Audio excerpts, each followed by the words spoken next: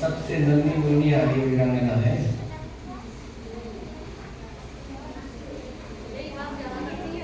हैं?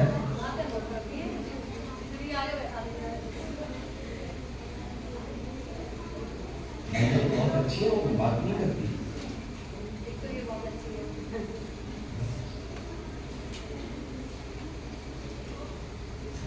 तो मनुष्य जीवन को उन्नत बनाने के लिए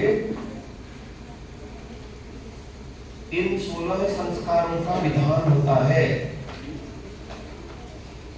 पर आजकल इनमें से मुश्किल से 2-3 संस्कार होते हैं। एक तो नामकरण होता है, महिलाओं का कर्म तेज होता है, और मुंडन चूड़ा कर्म होता है, और ज्यादा से ज्यादा विवाह। 4-5 संस्कारों में सिमट गया। हाँ, दिव्या शर्मा कौन है?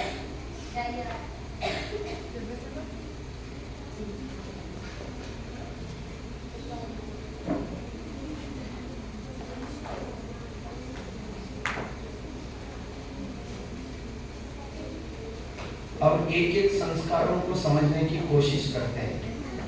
आपको इसलिए समझाया जा रहा है ताकि आप अपने भावी जीवन में, आपका विवाह हो जाता है, आपकी संतान होती है, तो आप अपने संतानों के ये सारे संस्कार करा सकें, इसलिए आपको समझाया जा रहा है। और अभी आपके जो संस्कार नहीं हुए हो, अभी भी कर सकते हैं। जीवन को 4 पड़ावों में बांटा गया है: ब्रह्मचर्य, गृहस्थ, वानप्रस्थ और पता है, पहले पड़ाव में ही 3/4 संस्कार निपट लेते हैं। 16 में से 12 संस्कार ब्रह्मचर्य अवस्था में ही समाप्त हो जाते हैं। देखो 12वां संस्कार कौन सा है? पढ़ाई का पूरा हो जाना, ये ब्रह्मचर्य काल है। ब्रह्मचर्य पूरा होते होते 12 संस्कार समाप्त, और बचे हुए 3/4 आयु में, यानी गृहस्थ, वानप्रस्थ, संन्यास, 3 भाग बचे, उसमें केवल 3 संस्कार हैं। और चौथा वाला संस्कार अंत्येष्टि, वो तो शरीर में होता है मरने के बाद। इससे पता चलता है ब्रह्मचर्य काल कितना महत्वपूर्ण है। तभी तो 12 संस्कार उसमें निहित किए गए हैं। पहला है गर्भाधान। हमारे यहाँ विवाह केवल मौज मस्ती करने के लिए नहीं होता, सुसंतान निर्माण प्रक्रिया का पूरा विधि विधान हमारे आयुर्वेद के ग्रंथों में, वेदादि सत्य शास्त्रों में किया हुआ है। उसके अंतर्गत एक दिव्य आत्मा को अपने परिवार में बुलाने की प्रक्रिया का नाम है गर्भाधान संस्कार। घर में यज्ञ होता है, अर्थात जब विवाह होता है उसी दिन यज्ञ भी होता है, उसके बाद गर्भाधान किया जाता है। तो आजकल जिसे आप लोग हनीमून कहते हैं, मधुचंद्र हिंदी में बोलते हैं उसको, तो वो गर्भाधान संस्कार में, अब देखो मजे की बात देखो, पहले के जमाने में लोग ब्रह्मचर्य का पालन करते थे। श्री रामचंद्र जी का विवाह बहुत पहले हो चुका था। विवाह के बाद भी उन्होंने संतान उत्पत्ति नहीं की लंबे समय तक। फिर उनको राज्याभिषेक होना था, राज्याभिषेक नहीं हो पाया, उनको वनवास जाना पड़ा। 14 साल तक वनवास में, 13 साल तक सीता जी के साथ, माता सीता जी के साथ श्री रामचंद्र जी रहे, पर उन्होंने संतान उत्पत्ति नहीं की। बाद में जब सीता जी का अपहरण हुआ, रावण को मारा गया, अयोध्या लौट आए हैं, तब जाकर के उन्होंने राम से संतान उत्पत्ति की इच्छा की होगी, तो फिर उनको लव और कुश हो गए। ऐसी बात हम इतिहास से हमको पता चलती है। ऐसे श्री कृष्ण जी महाराज, उनका भी विवाह हो चुका था रुक्मिणी जी से। वैसे तो श्री कृष्ण जी महाराज को लेकर के पहले तो दीवार से हट के बैठो, या तो बड़े जोर से वाक्य बोलो, मैं बूढ़ी हो चुकी हूँ। अब फिर अनुमति है। हाँ, ये जो टेक के बैठी है ना, ऐसे खड़े होके एक बार बोलो, मैं बूढ़ी हो चुकी हूँ इसलिए मुझे टेका लेने की जरूरत है, फिर मैं आपको अनुमति देता हूँ। बूढ़ी नहीं हुई हो? नहीं ना? अच्छा, किस किस को टेकने की जरूरत है वहां? स्पेशल परमिशन, केवल इतना बोलना है, मैं बूढ़ी हो चुकी हूँ, ऐसा बोलना। चलो,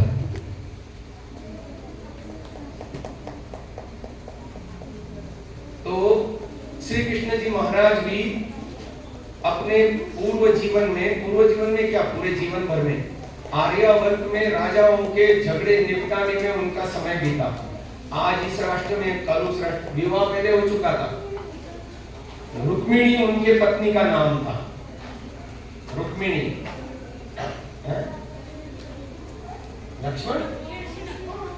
लक्ष्मण कहाँ रामायण काल में, और मैं महाभारत काल की बात बता रहा हूँ। श्री कृष्ण जी महाराज लक्ष्मण की पत्नी रुक्मिणी का, तो फिर तो श्री कृष्ण जी महाराज, अच्छा, विवाह होने के कई वर्षों बाद जब एक दिन रुक्मिणी जी ने कहा मुझे संतान चाहिए, तो श्री कृष्ण जी महाराज बोले, देखो मैं युद्धों में इधर उधर मारा फिरता रहा हूँ, इससे मेरे शरीर की धातुएं क्षीण हो गई हैं, कमजोर हो गई हैं। तो हम एक काम करते हैं, पहले अपने शरीर के धातुओं को पुष्ट बनाते हैं, संतान उत्पन्न करने के योग्य बनाते हैं। तो उन्होंने कहा ठीक है।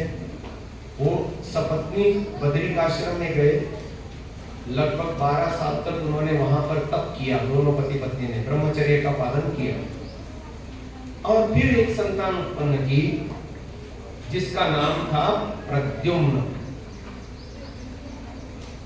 ठीक है, प्रद्युम्न। तो संतान उत्पन्न करना एक दिव्य काम माना जाता था। आपने रानी मदालसा का नाम सुना है क्या? मालूम नहीं, सुना है? नहीं सुना है? चलो बता देते हैं। एक थी रानी मदालसा, उसका इस बात में विश्वास था, माता निर्माता भवती, माँ जो है निर्माण करने वाली होती है। उसने अपने पति के साथ, राजा के साथ, अभी तो मैंने उनकी बात का प्रतिवाद किया कि नहीं, ये दोनों बिल्कुल बात नहीं करती, बड़ी सयानी है, और अभी वो बात कर रही है उससे, मेरे को झूठा साबित कर रही हो आप।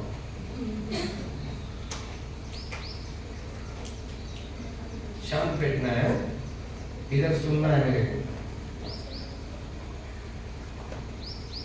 तो मदालसा रानी का राजा के साथ शर्त लगी, मैं जैसा चाहूं अपने संतान को बना सकता हूं। उसने कहा नहीं, वो हक पहले मेरा है।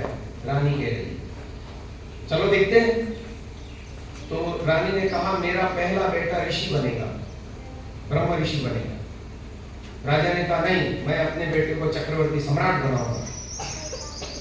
अब जब गर्भाधान संस्कार हुआ, बाद में जैसे जैसे गर्भ बढ़ने लगा, उसने क्या करा, रानी ने अपने कमरे में सब विरक्त महापुरुषों के, ऋषि मुनियों के चित्र लगाए, और वो ऐसे ग्रंथ पढ़ने लगी जिससे वैराग्य उत्पन्न हुए, ऐसे भाव।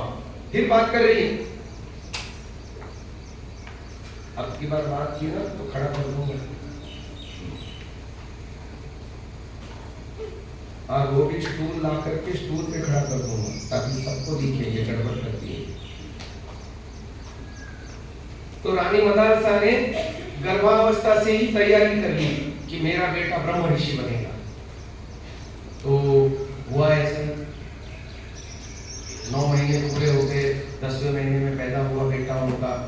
आगे चल करके 4-5 साल के अंदर ही उसको वैराग्य उत्पन्न हो गया, वो घर छोड़ के चला गया वन में और ब्रह्म ऋषि बन गया। फिर दूसरी बार संतान उत्पत्ति के प्रसंग में रानी ने कहा मैं दूसरे बेटे को भी ब्रह्म ऋषि बनाना चाहती हूँ। राजा बोला नहीं, मैं चक्रवर्ती सम्राट बनाऊंगा। राजा की एक नहीं चली, रानी ने दूसरे बेटे को भी ब्रह्म ऋषि बना दिया। ऐसे करते करते 4 बेटे उनके ब्रह्म ऋषि बन के वन को चले गए, तपस्वी बन गए, ऋषि मुनि बन गए। अब राजा ने हार मान ली।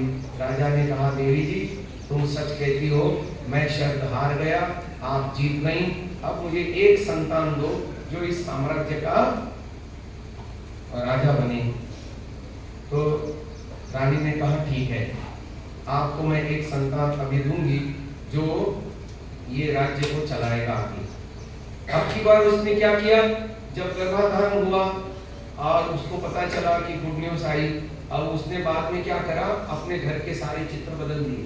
पहले विरक्त महापुरुषों के चित्र लगे हुए थे, तो उसने क्या करा, वहां पर शूर वीर राजा महाराजाओं के चित्र लगाए जो उनके पूर्वज हुए होंगे। और राजा को कहा, सेना को कहो मेरे कमरे के नीचे कॉरिडोर में रोज आकर के परेड करें।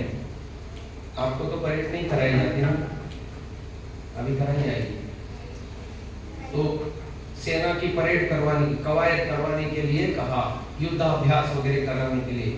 और उसने ऐसे ग्रंथ ला करके पढ़ना शुरू कर दिया, उसका चिंतन शुरू कर दिया जो राजकाज में सहायक होते हों, राजधर्म का पालन करने योग्य ऐसे पुस्तकों को पढ़ना शुरू कर दिया, वैसा ही चिंतन आदि करना शुरू कर दिया।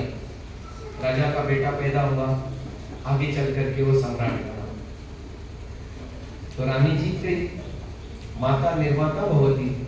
तो गर्भाधान से हम तय कर सकते हैं, इवन ये भी तय कर सकते हैं कि लड़का होना चाहिए या लड़की होनी चाहिए। इसका सारा विधि विधान शास्त्रों में लिखा हुआ है। आप बड़े हो जाओगे, आयुर्वेद आदि ग्रंथों को पढ़ोगे तो आपको ये सारा ज्ञान विज्ञान वहां से मिल सकता है कि किस विधि से बच्चा जो है मेल अथवा फीमेल पैदा होगा। ये सारा विधि विधान आयुर्वेद में लिखा हुआ। गर्भाधान के बाद अगला संस्कार होता है पुंसवन। कौन सा होता है? ये तीसरे माह में किया जाता है, दूसरे अथवा तीसरे माह में गर्भधारणा होने के बाद। इसका उद्देश्य होता है बालक का शरीर पुष्ट हो, गर्भ में उसके शरीर को पोषण मिले, फिर वो गर्भिणी को उसी तरह के अन्न सेवन आदि करने की सलाह दी जाती है। इसके लिए भी घर में यज्ञ किया जाता है, फंक्शन मनाया जाता है, बाकायदा इनविटेशन कार्ड छपते हैं, लोगों को इनविटेशन दिया जाता है, पुरोहित आता है, यज्ञ कराता है और एक कोई विधि कराता है जिसमें कुछ विशिष्ट प्रकार का भोजन आदि को बना करके उसी से आहुति भी देना और उसी से गर्भिणी को भी खिलाना। तो ये पुंसवन संस्कार, बालक के शरीर के बालक के अंगों का जब निर्माण हो रहा है गर्भ में, तो उसको पोषण मिले, पुष्टि मिले। तीसरा है सीमंतोन्नयन। सीमंत कहते हैं मांग को, जो बाल बनाते मांग निकालते हैं उसको सीमंत कहते हैं। सीमंतोन्नयन, उस समय क्या किया जाता है, बालक के मस्तिष्क का विकास हो, ये उद्देश्य होता है, उसके मानस का विकास हो। पता है गर्भिणी को दौहित कहा जाता है। दौहित माने दो हृदयों वाली, एक तो उसका अपना खुद का दिल और दूसरा गर्भ में पल रहे बच्चे का दिल। तो वो जो सोचती है, जैसा खान पान खाती है, जैसी दिनचर्या रखती है, वैसे ही बालक का शरीर का निर्माण होता है। एक बात विशेष मैं आपको बताना चाहता हूँ सावधानी के लिए, आपके भावी जीवन में आपको भी इस सारे घटनाओं से पेश होना पड़ेगा, सामना करना पड़ेगा भविष्य में।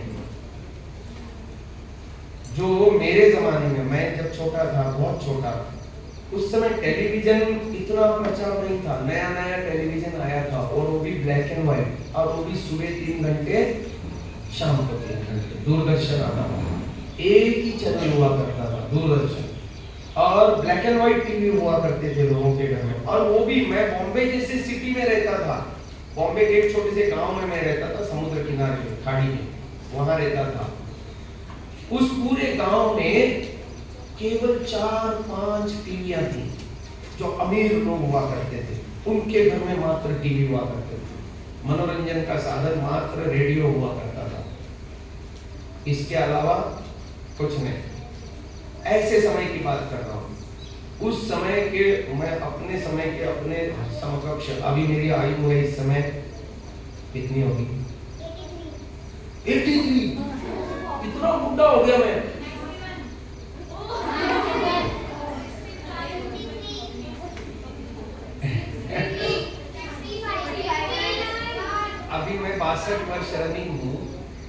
61 पूरे हो गए मेरे, सीनियर सिटीजन में आ गया मैं।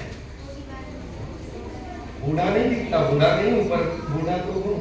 सीनियर सिटीजन तो बूढ़े ही होते है ना।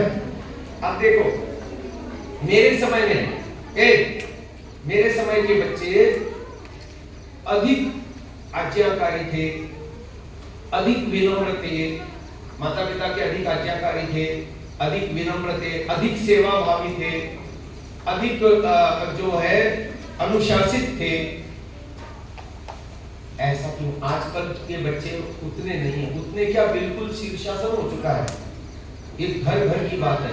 बच्चे उच्छृंखल हैं, उद्दंड हैं, जिद्दी हैं और चंचल हैं और पता नहीं क्या क्या है।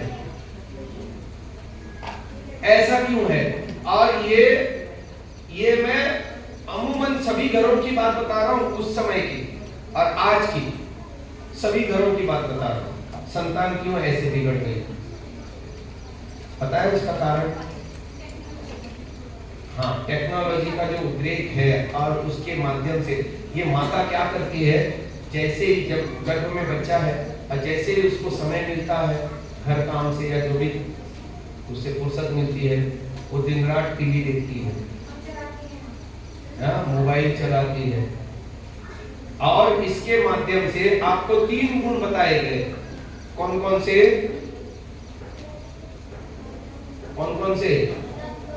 सत्व गुण, रजोगुण। अब वो गर्भ में बालक पल रहा है, माता के ऊपर है, माता निर्माता भवती। वो चाहे तो बच्चे के रजोगुण और तमोगुण को बढ़ावा देने वाले चीजों को देखे। टीवी में क्या आता है? सात्विकता के चीजें तो देखती नहीं हो माँ। हाँ, गंदे पिक्चर देखती हैं और वो सारा जिसमें हिंसा दिखाई जाती है, बलात्कार दिखाए जाते हैं और दुनिया भर के धोखाधड़ी, फरेब, ये सब दिखाया जाता है। गंदे गंदे दृश्य देखती हैं और उसका परिणाम क्या होता है? गर्भस्थ शिशु पर उसका परिणाम होता है। आजकल के बच्चे इसीलिए अधिक उद्दंड, उच्छृंखल और जिद्दी और पता नहीं क्या। पहले के जमाने में जो बच्चे बड़े हुए आज भी अपने माता पिता के सामने हाथ जोड़ के खड़े हैं, माता पिता के आगे बोलते नहीं, बोल नहीं सकते। हमारे उम्र के लोग अपने माता पिता के सामने, वो बूढ़े हो चुके, अभी कमाते भी नहीं, कुछ नहीं, फिर भी अपने माता पिता के आज्ञाकारी हैं। लेकिन आजकल के माता पिता बच्चे के सामने हाथ जोड़ के खड़े हैं, बता बेटा तेरी रजा क्या है? बच्चा एक बार जिद करे तो मजाल है माता पिता का बात माने। जब तक अपनी जिद पूरी नहीं करवाता बच्चा पीछे नहीं हटता और माता पिता भी पिघल जाते हैं। तो पहले के जमाने में मेरी माँ तो थी नहीं, मैं नानी के यहाँ पला हूँ। नानी के हाथ में जो भी चीज आए, झाड़ू आए, चप्पल आए, डंडा आए, है जो भी चीज आए उससे दे सटासट खूब। अच्छा, अब आप लोगों को चपेटा, घूसा, लात ये होता क्या है पता ही नहीं होगा।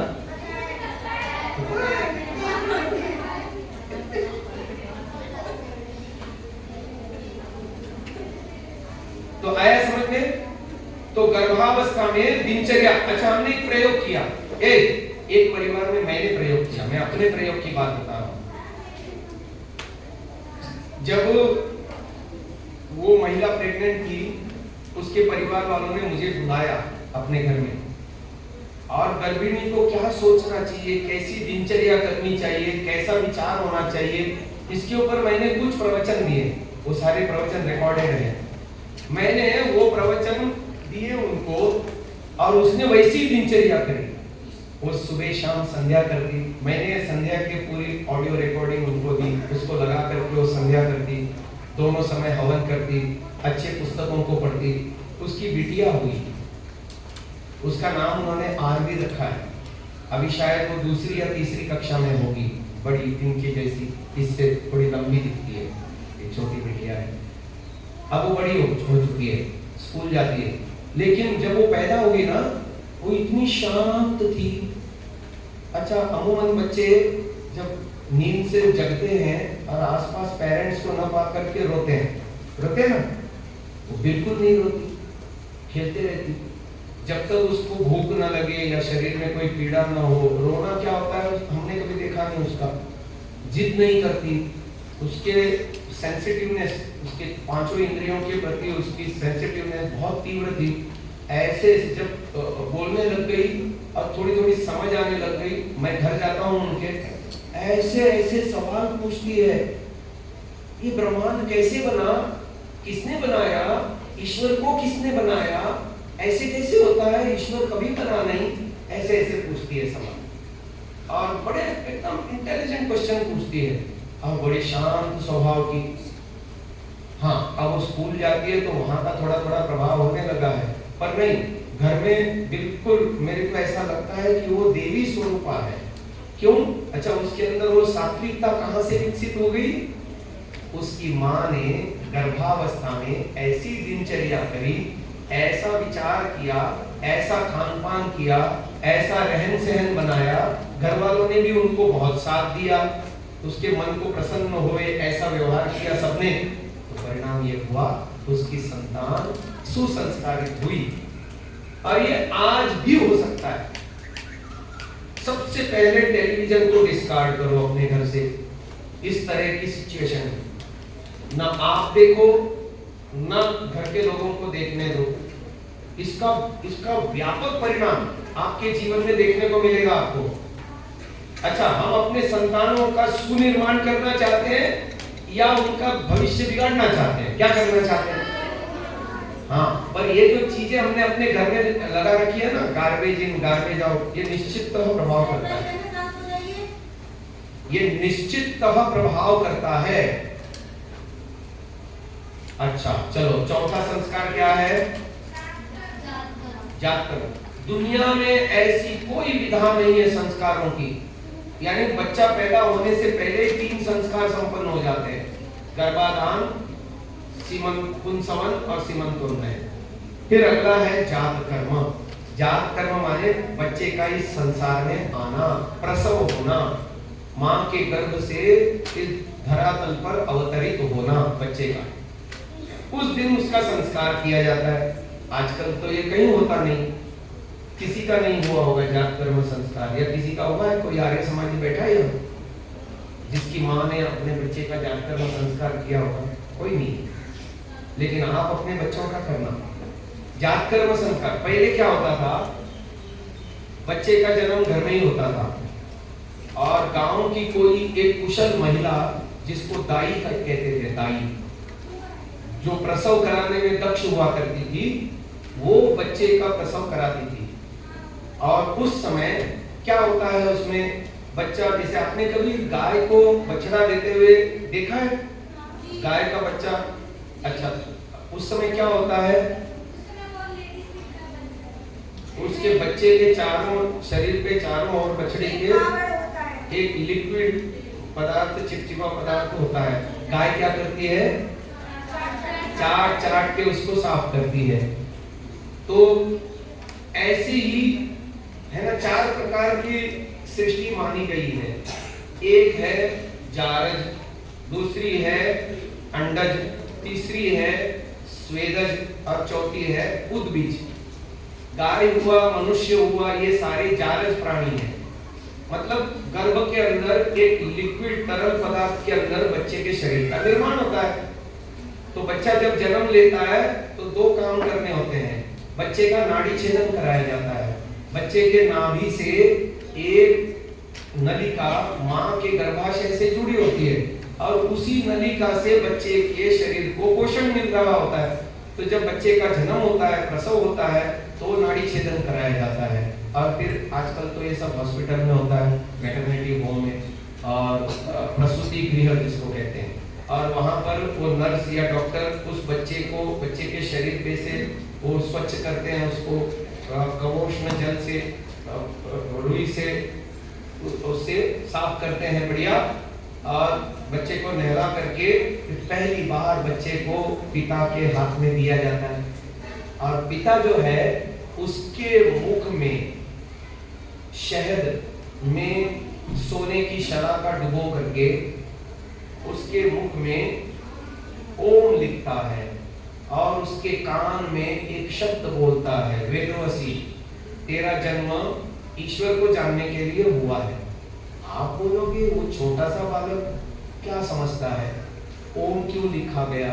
अरे भाई वो समझता नहीं ओम, लेकिन वो संस्कार तो पड़ रहा है ना उसके ऊपर। और कोई भी मीठा रस या खट्टा रस जिह्वा पे आते ही उसको संज्ञान होता है कि नहीं होता है? और जब शहद उसको चखाया जाएगा तो उसको कैसा संज्ञान होगा? मधुर संज्ञान होगा, अच्छा संज्ञान होगा। और उसके कान में वो शब्द जा रहे हैं, वो पहले पहले शब्द जा रहे हैं पिता के द्वारा। पिता उसको कहता है तेरा जन्म ईश्वर प्राप्ति के लिए हुआ। तो ऐसी हमारी दिव्य संस्कृति है। फिर उस समय यज्ञ भी होता है घर में, जात कर्म संस्कार का। बेटा पैदा हुआ या बिटिया पैदा हुई है, घर में लक्ष्मी आई है, ऐसा। और फिर यज्ञ होता है, सबको प्रसाद बांटा जाता है। जात कर्म संस्कार के बाद अगला नाम रखना। अच्छा, लोग जो है ना आजकल पेट नेम घर में रखने लगे हैं। पेट नेम अलग अलग, एक स्कूल में रजिस्टर्ड नाम होता है और घर में बुलाने का अलग नाम होता है। टिंकी, पिंकी, रिंकी, मिंकी, चिंटी, ऐसे ऐसे नाम रखते हैं। अब पुरुषों के रखते हैं गोलू, भोलू, भोलू, है। और उधर महाराष्ट्र में तो दगड़ू, धोंडू, ऐसे ऐसे भी रखते हैं। दगड़ माने पत्थर, धोंडू माने भी पत्थर। तो ऐसे ऐसे नाम नहीं रखने चाहिए, नाम सार्थक होने चाहिए। तो कैसे होने चाहिए? देखो, बेटा यदि हो तो सम यानी 2, 4, 6 ऐसे अक्षरों के नाम रखने चाहिए। और बिटिया हो तो 1, 3, 5, 7 ऐसे विषम अक्षर वाले नाम रखने चाहिए। शास्त्र ये कहता है, लेकिन इसका वायलेशन भी करते हैं लोग। जैसे सीमा हो गया, वो तो समाक्षरी नाम हो गया, रमा हो गया, सीता हो गया। ये एक्सेप्शनल केस है, परंतु 3 अक्षरों में या 5 अक्षरों में, 7 अक्षरों में कन्याओं के नाम होने चाहिए। 1 अक्षर में भी हो सकता है ना। अथवा पुरुषों के नाम सम अक्षरों में होने चाहिए, 2, 4, 6 जैसे। समझ में आया? तो ये नाम सार्थक होने चाहिए। क्यों सार्थक होने चाहिए? तू क्या घर घर खेल रही है? तेरी फोटो निकालता हूं, तेरी मम्मी को भेजता हूं व्हाट्सएप पे, देख तेरी बेटी क्या कर रही है। क्लास में सुनती नहीं है और घर घर खेलती है। निकालो फोटो, भेजो। हाँ, इधर सुनो। तो समझ में आया? नाम का सर्वाधिक प्रभाव मनुष्य के ऊपर पड़ता है।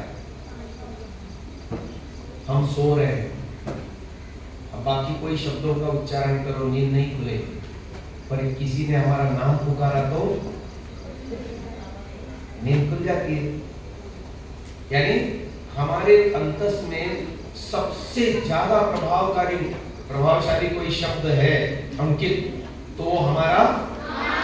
इसलिए नाम सार्थक होने चाहिए, दिव्य होने चाहिए, उदात्त होने चाहिए। पर आजकल उदात्तता के नाम पर पता नहीं क्या क्या नाम रखते हैं लोग, बड़े विचित्र विचित्र नाम रखते हैं। यूनिक होना चाहिए। अरे यूनिक नहीं हुआ तो क्या हुआ? चलो आपने सीता नाम रख दिया अपनी बिटिया का। सीता बहुत कॉमन नाम है। कॉमन नाम होने से क्या खराब हो गया? खराब तो तब होता यदि उसका नाम शूर्पणखा रखते थे।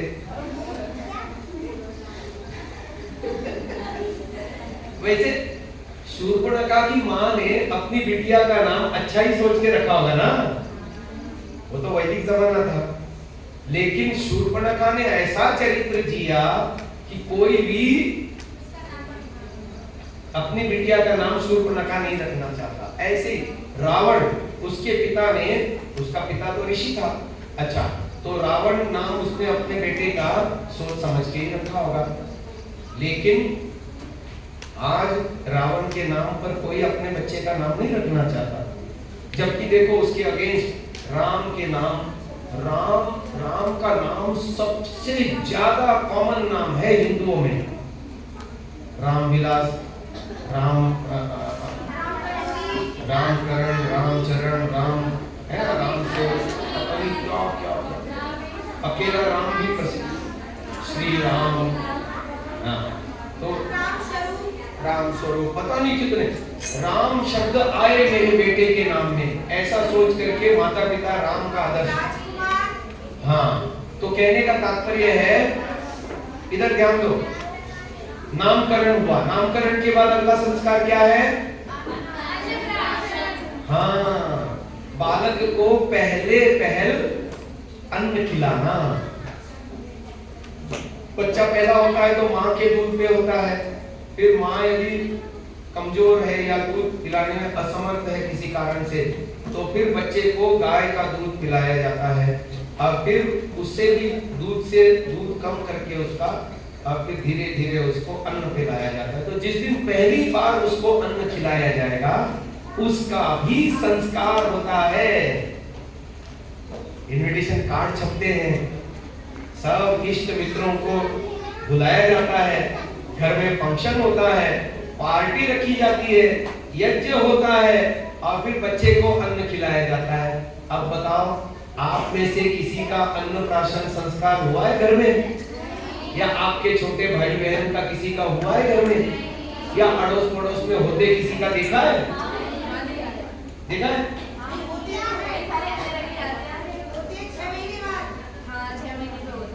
हाँ, तो ये अन्नप्राशन संस्कार। अन्नप्राशन संस्कार के बाद अगला निष्क्रमण। आजकल तो उसका कोई औचित्य नहीं रहा। निष्क्रमण का मतलब होता है पहले पहल बच्चे को घर से बाहर ले जाना और बाहर के सराउंडिंग से उसका परिचय कराना। पेड़, लता, हवा, आकाश में तारे और बाहर के सराउंडिंग से उसको अनुभूति कराना। आप सोचो, इसके लिए भी संस्कार होता है? हाँ, उसके लिए भी संस्कार होता है।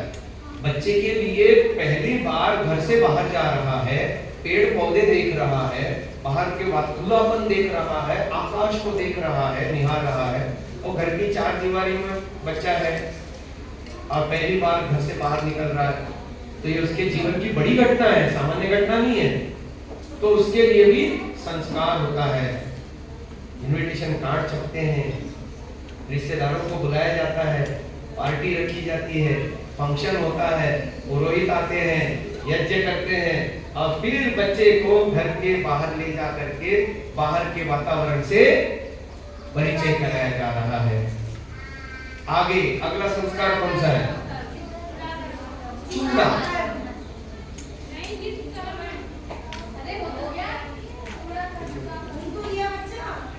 हाँ, आजकल तो उसका कोई औचित्य नहीं रहा। जब आप पैटर्निटी होम से उसको घर लाओगे तो बीच में वो निष्क्रमण उसका वही हो गया, जन्मदिन हो गया। पर ये एक संस्कार है, इसको ध्यान में रखना। निष्क्रमण के बाद अगला क्या है? चूड़ा कहते हैं बालों को संस्कृत में। चूड़ा किसको कहते हैं? हाँ, आप लोगों के लिए परिचित शब्द है मुंडन। मुंडन, मुंडन, मुंडन माने पहली बार। हाँ, टकला मत बोलो, अच्छा नहीं लगता।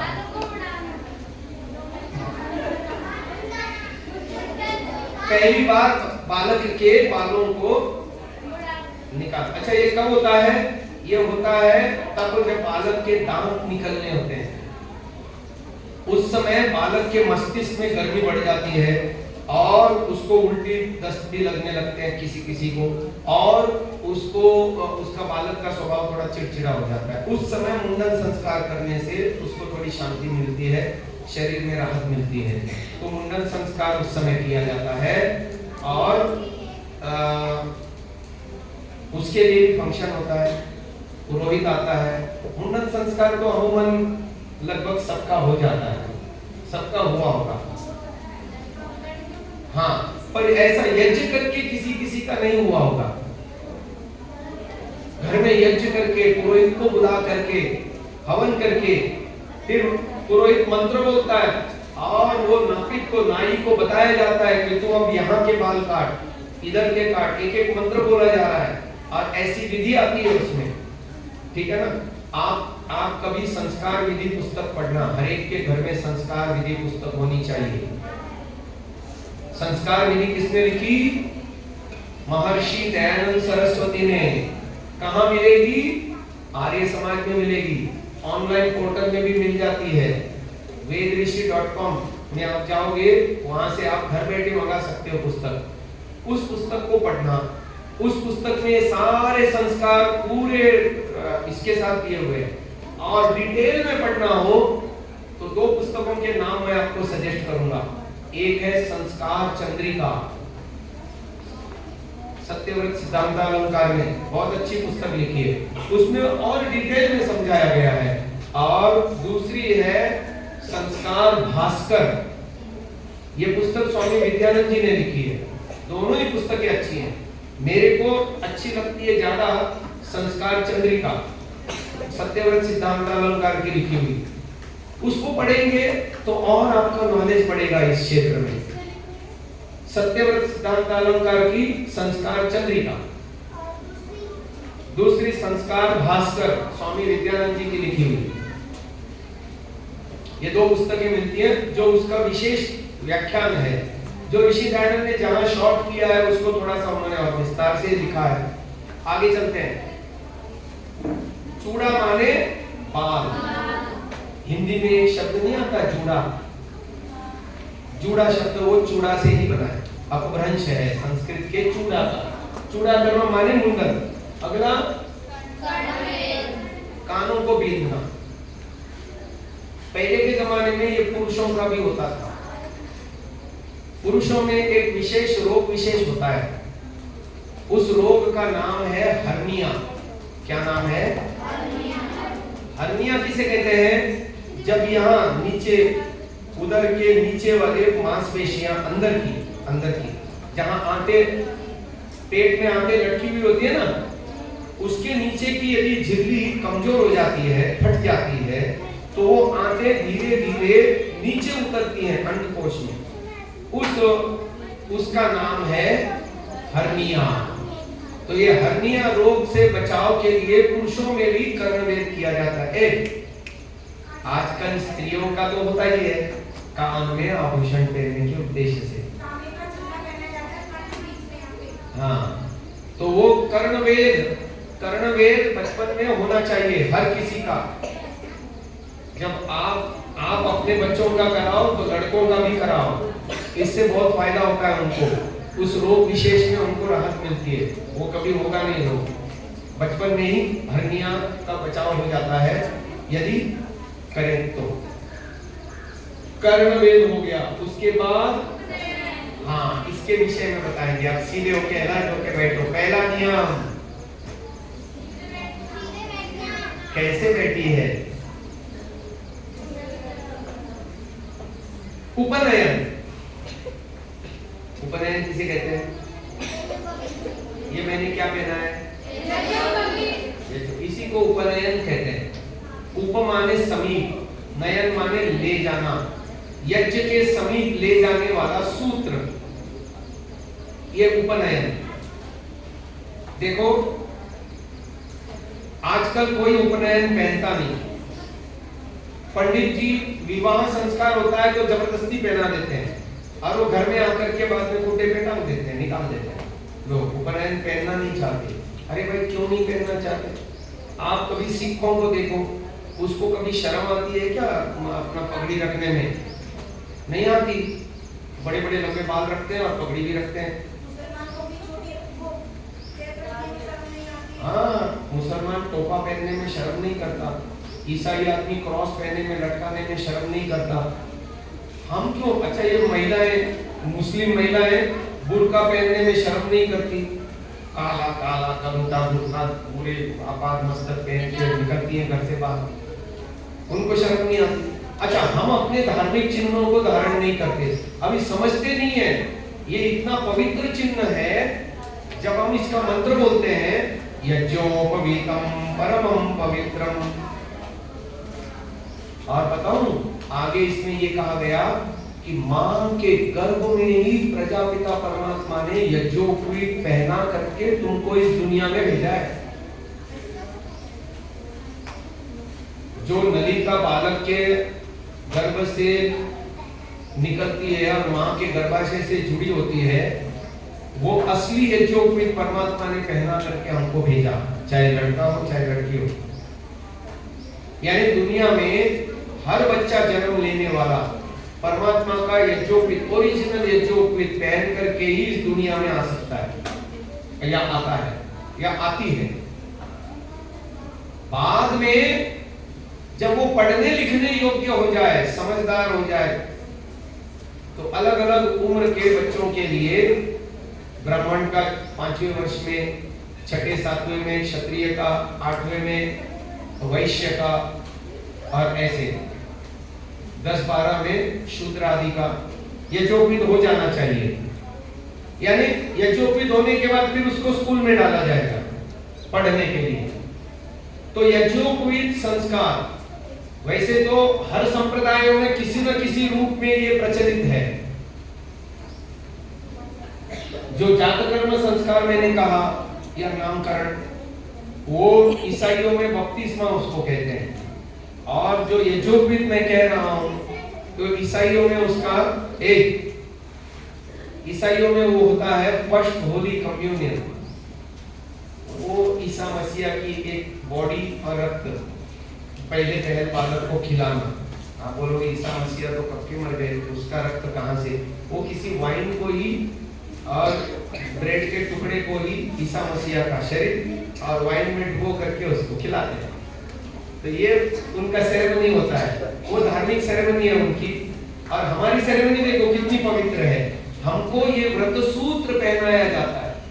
ये व्रत सूत्र क्यों पहनाया जाता है? अभी देखो इसमें कितने धागे हैं? 1 2 3, और ये 96 अंगुल का होता है। यदि इसकी लंबाई नापे तो ये 96 अंगुल का होना चाहिए। यह विधान है, ऐसा कहो। जब मैं अभी 6 फुट का आदमी हूँ तो मैं बाजार में जो मिलता है वो 96 अंगुल का ही होता है। 96 अंगुल का ही क्यों? यदि आप अपनी हाइट को नापेंगे, या यूं कहो, आप यदि देखोगे एक हाथ दीवार से नीचे रखो और दूसरा हाथ ऐसा लंबा करो, तो जितनी हाइट पे आपका दूसरा हाथ जाएगा उतनी आपकी हाइट होती है। करके देखना आज, देखा है ना? हाँ, तो ये कितनी होती है? वो हमारे जितनी उंगलियां होती है ना, उंगलियों के हिसाब से 96 अंगुल होती है। तो ये यज्ञोपवीत भी 96 अंगुल का होता है। और इसमें क्या होता है और बताता हूं आपको। इसमें एक जगह गांठ होती है, ये देखो यहां है, ये दिख रही है गांठ, इसको ब्रह्म गांठ बोलते हैं। इसमें 5 गांठें लगाई जाती है और एक छठी ब्रह्म गांठ लगाई जाती है, ग्रंथि लगाई जाती है। इसका क्या तात्पर्य है? इसका यह तात्पर्य है कि परमपिता परमात्मा ने, वैसे तो 3 ऐसे चिन्ह हैं जो ब्रह्मचर्य अवस्था में धारण करने चाहिए। बोलो, मेखला, यज्ञोपवीत, चोटी। माताएं मैंने तो चोटी रखती है, पुरुष लोग नहीं रखते आजकल। चोटी रखी है, रखना चाहिए। देखो, और तीनों में ग्रंथि लगती है। और यज्ञ में हम एक मंत्र बोलते हैं। जो लोग यहाँ आर्य समाज का पूरा यज्ञ होता है, बृहद यज्ञ होता है, कभी नहीं होता। उदुत्तमं वरुणपाशमस्मदपादमं विमध्यमं श्रद्धाय अथा वयमादित्य व्रते तवानागसो अदितये स्याम स्वाहा। ये मंत्र याद नहीं है? गुरुकुल के ब्रह्मचारिणियों को याद नहीं है? आर्य समाज में जो बृहद यज्ञ होता है ना, संडे के दिन, तो बृहद यज्ञ में ये मंत्र आता है। वरुण देवता से प्रार्थना की गई है, हे वरुण देवता, जो बंधन है हमारे, 3 प्रकार के बंधन है। एक निचला बंधन, नीचे से हटाओ, बीच वाला बंधन बीच में से हटाओ, ऊपर वाला बंधन ऊपर से हटाओ। क्या मतलब है इसका? हमारे शरीर में तीनों चीजें होती हैं, बोलिए, भूलोक, अंतरिक्ष लोक, द्युलोक। और वो शरीर में क्या कहाँ कहाँ है? तो एक वेद मंत्र बता रहा है, बोलो, नाभ्या आसीत अंतरिक्षम। यहाँ से शुरू करके यहाँ तक ये अंतरिक्ष लोक हो गया। शीर्षो देवो समवर्तत, ये हमारा द्युलोक है। तो यहाँ चोटी होती है, चोटी में गांठ होती है। अब बीच में हम ये अंतरिक्ष लोक के बंधन के लिए ये यज्ञोपवीत धारण करते हैं, उसमें भी गांठ होती है। पद्भ्याम भूमि, बोलो, ये भूलोक है हमारा। और उससे रिलेटेड 3 चक्र हैं, वायु, उपस्थ और नाभि। फिर नाभि, हृदय, कंठ, अंतरिक्ष लोक हो गया। कंठ, भ्रूमध्य, तालु, ये द्युलोक हो गया। तो तीनों प्रकार के पाशों से छूटने के लिए 3 प्रकार के बंधन धारण किए जाते हैं। ये बाह्य चिन्ह मात्र है, परंतु इससे हमको प्रेरणा मिलती है। तो क्या है ये 3 धागों का रहस्य? बोलो, हर व्यक्ति पर जन्म से ही 3 ऋण होते हैं। कर्जा समझते हो? कर्जा क्या? कर्जा माने क्या? ऋण माने क्या? सपोज मैंने आपको 10,000 रुपए दिए, कितने? जब तक आप वापस नहीं करते हो मेरे को, और मैंने आपको गिफ्ट नहीं दिए, आपको ऋण बोल के दिए, मुझे वापस करना है। आपने क्या बोल के दिए हैं? ऋण, कर्जा। आपने मेरे से बोरो किया है, कर्जा लिया है, 10,000 रुपए दिए, जब तक वापस नहीं करते हो आपके सिर पे है ना 10,000 रुपए का कर्जा। रिटर्न करोगे तो कर्जा फिट जाएगा। ऐसी हो गया, खत्म। ओके, 5 मिनट में खत्म कर। समझ में आ रहा है? ऐसे ही हमारे ऊपर भी 3 ऋण होते हैं। कितने? 3 ऋण होते हैं। बोलिए, देव ऋण, पितृ ऋण, ऋषि ऋण। ठीक है, अब इतनी बात मैंने बता दी आपको। ये तीनों ऋण क्या है कल बता दूंगा, या शाम को बता दूंगा, लिखवा भी दूंगा। और फिर क्यों ये यज्ञोपवीत पहनते हैं ये भी बात विस्तार से बता दूंगा। अभी समय हो गया।